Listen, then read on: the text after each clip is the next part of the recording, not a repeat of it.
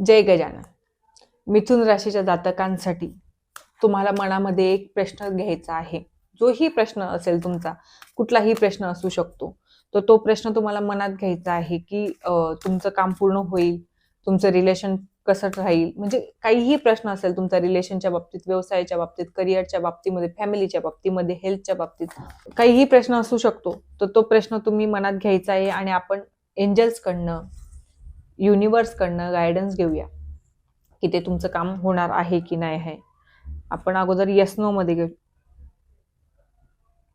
Reconsider करायचं आहे तुम्हाला ते, म्हणजे जोही प्रश्न तुमच्या मनात होता त्याला रिकन्सिडर करा की खरंच हे होईल, हे खरंच तुम्हाला करायचंय, खरंच तुम्ही तुमच्या मनामध्ये डीपली हा विचार आहे या गोष्टी करायच्या आहेत आणि आहे तर हे कधीपर्यंत होणार आहे. Take a action. तुम्हाला ऍक्शन घ्यावी लागणार आहे याच्यासाठी. जेही तुमच्या मनात होतं, ज्याचाही विचार तुम्ही केलाय, बघा तुम्ही प्रश्न जरी विचारला नसेल तरी मनामध्ये एक थॉट असेल तुमच्यावाल्या, त्याला व्यवस्थित ऑब्झर्व करा आणि मग बघा की खरंच तुम्हाला ते करायचंय. जर करायचंय तर ऍक्शन घ्या.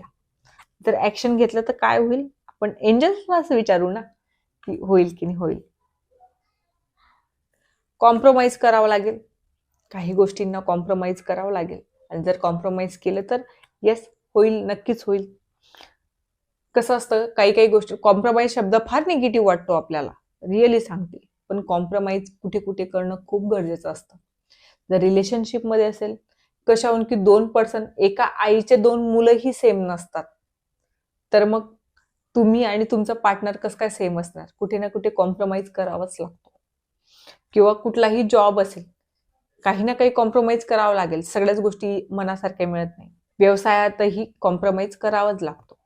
काही गोष्टींना कॉम्प्रोमाइज करून जर पुढे जायचं असेल तर यश नक्कीच तुमच्या हातामध्ये आहे. आणि कॉम्प्रोमाइज करत असताना मेडिटेशनही करा. मेडिटेशन केल्यानंतर बऱ्याचशा काही गोष्टींचा फरक पडणार आहे. व्हिडिओ आवडल्यास लाईक, शेअर, सबस्क्राईब करायला विसरू नका. जय गजानन.